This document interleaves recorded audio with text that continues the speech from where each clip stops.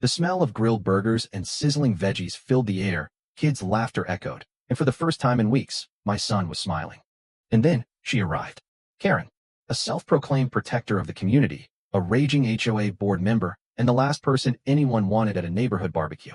She didn't just crash the event. She slapped my disabled son and called it protecting him. That was the moment I knew. This was war. The neighborhood barbecue had been planned for weeks. The HOA had finally approved it after months of bickering over community cleanliness and noise regulations. I'd worked hard preparing my son's meal. His diet was carefully managed due to his medical condition. He rarely got to play with other kids because of his mobility challenges, so today was special. And then Karen ruined it. Dressed in her stiff HOA-branded polo shirt, her ever-present scowl plastered on her face, she marched toward the food tables like a drill sergeant inspecting an army camp. She circled the tables like a vulture before her cold, judgmental gaze landed on my son. "What is that child eating?" Karen's voice was loud enough for everyone to hear. I turned, already bracing myself. "He's eating what he's supposed to eat, Karen." She sneered. "That's disgusting. Feeding a child dead flesh is child abuse. This should be a vegan-only event." The murmurs around us grew louder. Some neighbors rolled their eyes, and others looked nervous.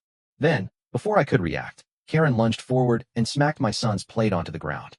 The food was scattered across the grass. And then she did the unthinkable. She slapped my child. Silence. Gasps rippled through the crowd. Even Karen seemed surprised by her own actions.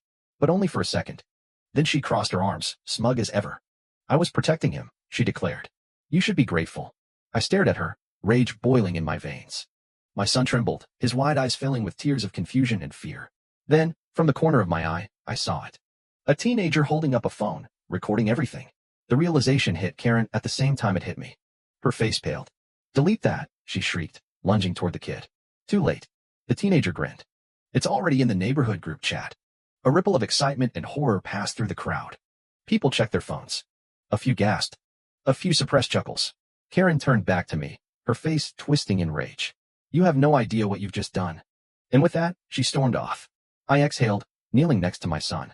"Are you okay?" He nodded slowly, his hand still touching his cheek. I hugged him, but my mind was already racing. Karen wasn't done. No, this was just the beginning. The moment Karen stormed off, the tension at the barbecue refused to settle. Then my phone buzzed. A notification from the HOA group chat. I opened it, expecting some kind of defense, maybe even an apology. But no, Karen wasn't that kind of person.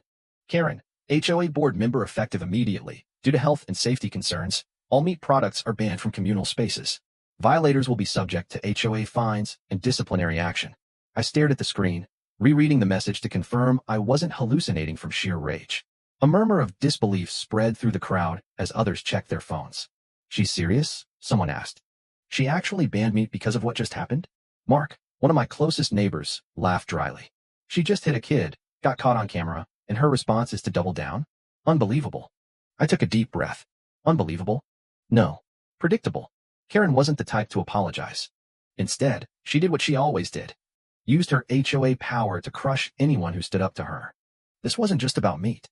This was retaliation. And it wasn't over. Less than an hour later, as I was cleaning up, I saw them. The HOA enforcers. Two middle-aged men in tucked-in polo shirts, carrying clipboards as if they were about to perform some high-stakes audit, strutted toward the barbecue area. I recognized them immediately. Stan and Greg. Karen's favorite yes-men. Stan cleared his throat, his smug expression making it painfully clear he was enjoying this. "We received reports of non-compliant activities at this gathering." I crossed my arms. "Non-compliant." Greg nodded, flipping through his clipboard like he was reading something of actual importance. "Meat consumption in communal areas. As per HOA regulations, that is now banned." I raised an eyebrow. "That was literally announced less than an hour ago. It wasn't a rule when we started." Stan smirked. "Ignorance of the law isn't an excuse." I took a step forward, lowering my voice. "Are you two really going to stand here and defend someone who just hit a child?" That wiped the smirk off Greg's face. Stan, however, didn't falter. "I don't know what you're talking about. What I do know is that this barbecue is in direct violation of HOA regulations. You'll be receiving a fine." Mark stepped in, arms crossed. "You've got to be joking." Stan ignored him, reaching into his clipboard and pulling out a citation notice. He extended it toward me with all the smugness of a man who thought he was untouchable. "Here you go. $50 for first-time offenders." I stared at the piece of paper like it was some kind of surreal joke. Karen really thought she could make me the bad guy. I took the fine, ripped it in half, and let the pieces flutter to the ground. Gasps rippled through the small crowd. Stan's eyes widened in disbelief. "Oh, you're going to regret that," he muttered. I smiled. "No, Stan. Karen's the one who's going to regret this." The tension in the neighborhood hit a boiling point after the barbecue incident. Karen had overplayed her hand. She thought she could bully everyone into silence, but instead, she'd awakened something she couldn't control. People were furious. Messages flooded the HOA chat, demanding an explanation for her actions. Some residents, fearful of retaliation, stayed quiet, but others, like me and Mark, were done playing nice. We started coordinating. First step? Expose Karen completely. The teenager who filmed Karen slapping my son wasn't done. He uploaded the video online, not just to our local group, but to a wider audience. It hit social media, spreading across neighborhood watch pages, and soon enough, people from all over the city were talking about it. HOA president slaps disabled child over barbecue dispute. Karen panicked. She tried to deny everything, but the video was undeniable. Neighbors she once controlled through fear started questioning her leadership. And then, the news stations got wind of it. Reporters started calling, emailing, showing up in the neighborhood, and looking for interviews. Karen? She went into full damage control mode. Karen held an emergency HOA meeting, hoping to smooth things over. But when she stepped up to the podium, she was met with angry glares. "I want to address the misinformation being spread about me," she began, her voice trembling. Someone in the crowd shouted, "It's not misinformation, Karen. We all saw the video." She ignored him, pressing forward. "This community has always thrived under strong leadership, and I have always acted in everyone's best interest." Laughter and murmurs spread through the crowd. Then Mark stood up. "Karen, do you deny slapping a child?" She hesitated, just for a moment. And that was all we needed. "This is ridiculous," she snapped. "I was correcting behavior that was dangerous." Gasps. Someone yelled, "You're actually defending it?" Karen realized she'd just buried herself further. Then I stood. "Karen, you don't speak for this neighborhood anymore. It's time for you to step down." The room erupted in cheers.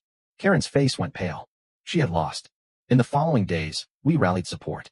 We got enough signatures to call for a vote of no confidence, something Karen never thought would happen. The vote wasn't even close. Karen was officially removed as HOA president. Her reign was over. But I wasn't done. I took legal action, pressing assault charges for what she did to my son. And guess what? The court sided with me. Karen was fined and given community service. And after everything, she moved out of the neighborhood in disgrace. With Karen gone, the HOA was restructured. The ridiculous rules overturned. The community? Stronger than ever. As I watched my son playing happily in the front yard, I felt a deep sense of satisfaction. Karen had tried to control everything. But in the end, we took our neighborhood back. And we would never let anyone like her take power again.